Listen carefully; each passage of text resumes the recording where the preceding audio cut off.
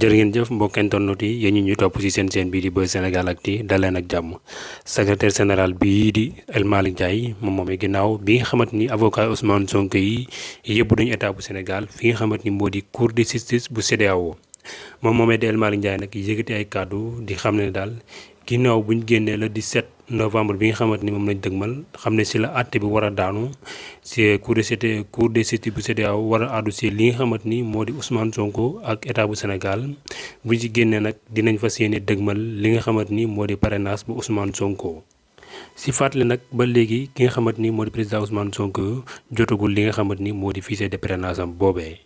waaye kii di El Malick Ndiaye nee na nag bu ñu génnee le 17 boobee dinañ commencé récolter li nga xamante ni moo di parrainage bu candidat bii di Ousmane Sonko.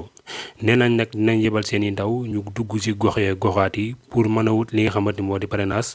gox yooyu nag nee nañ seen ndaw bu ñu ci duggee nag ñu nar leen a gàntal seen i liggéey ñoom it nag dinañ fexe ba gàntalu liggéey ki nga xamante ni moo di candidat wu Benno Bokk Yaakaar bii. duñ koy yemal ci maanaam ci Sénégal rek waaye dinañ ko gàntal tamit fi nga xamante ni moo ci diaspora bi. kàddu El Malick Ndiaye yooyu nag ñu ngi ko jëlee ci site bii di Actu 221.